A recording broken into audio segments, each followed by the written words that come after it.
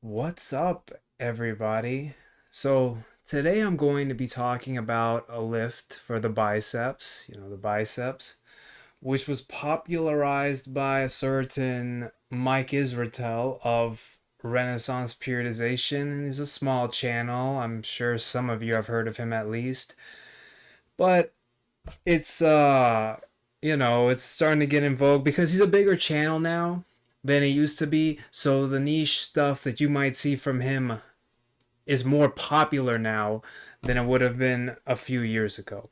And we're talking about this lift, right? You guys know this lift, right?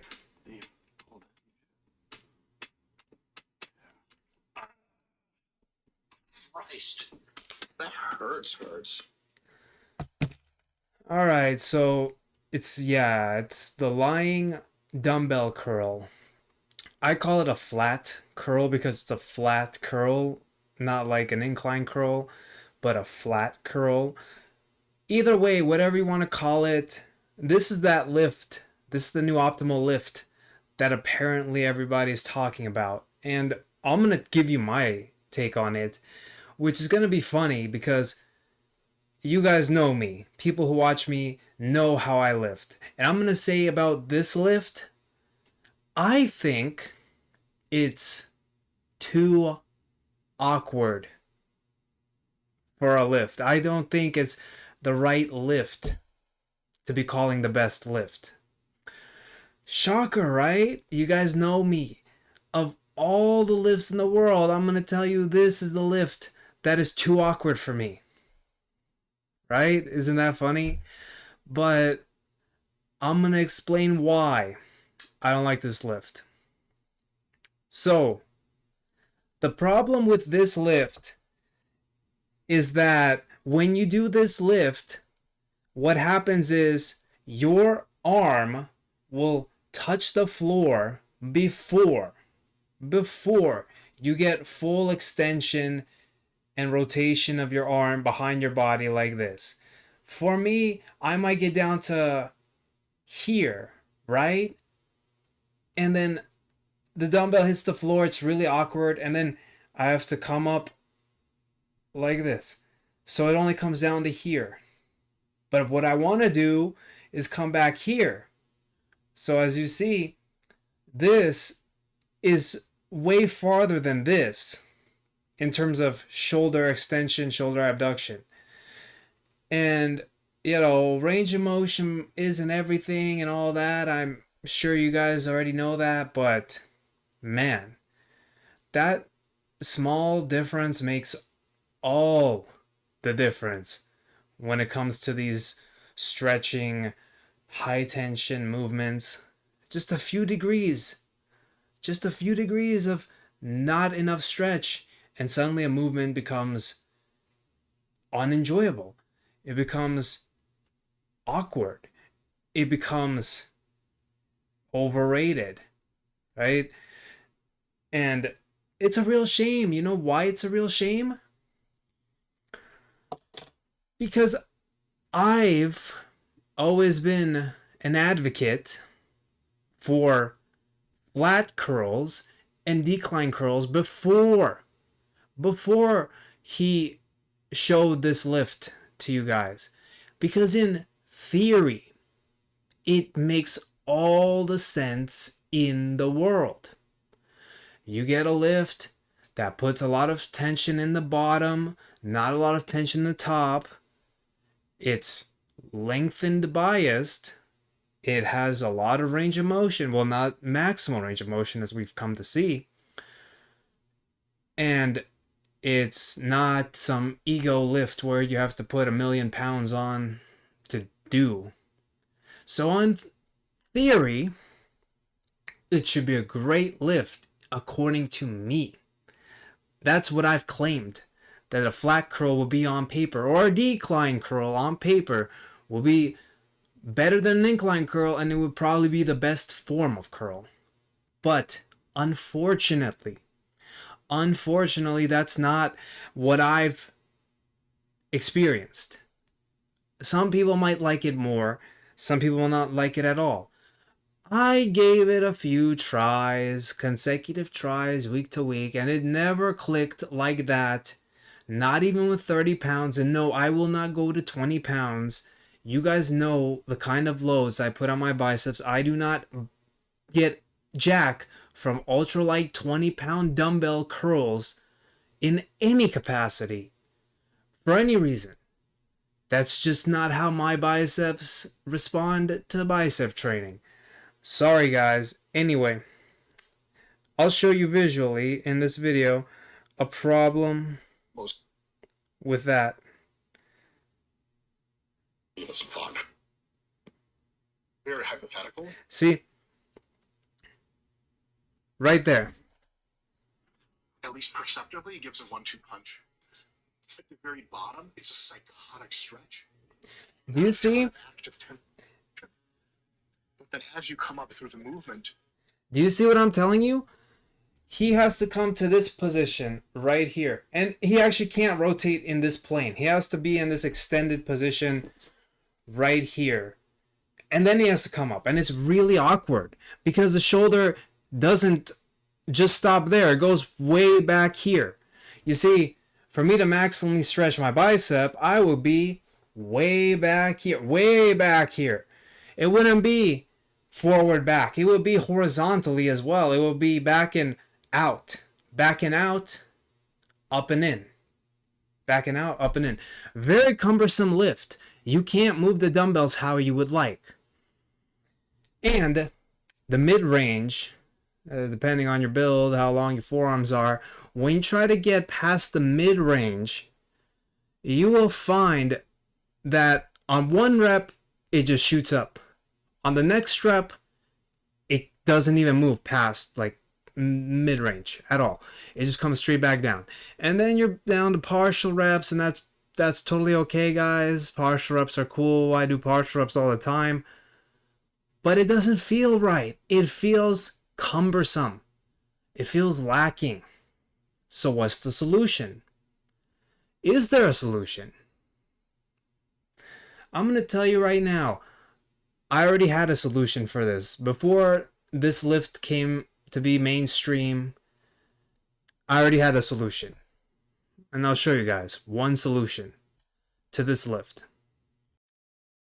Okay, so here I'm doing that lift that we're talking about. And there's just one adjustment you have to make the lift great versus what Mike Israetel does.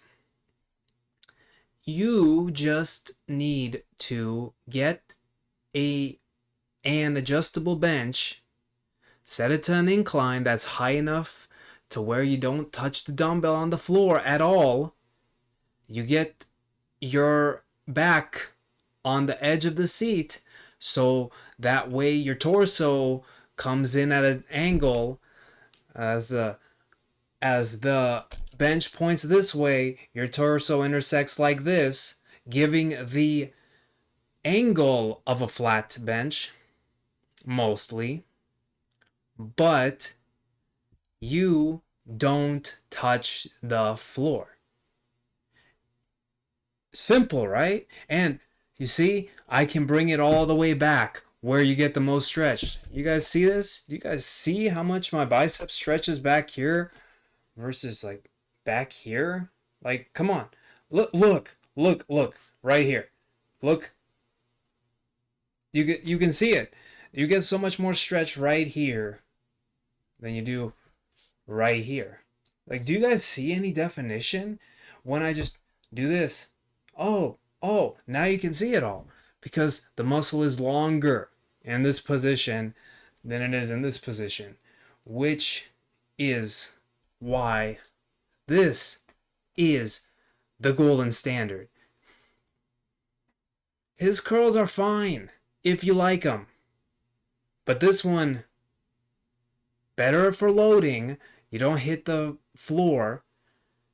It has a better resistance curve because you can move more freely. You can circumvent that awkward skewed resistance curve where the mid-range is hard, really hard, and the top is super easy. Here, You just manipulate the form, and it's hard at the bottom. It's easier at the top.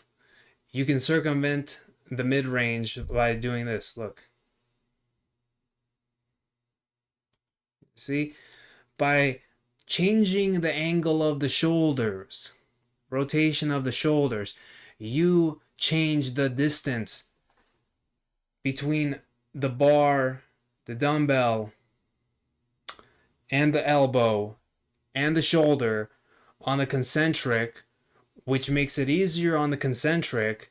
But when you're coming back up, you see how I raise my elbows like this?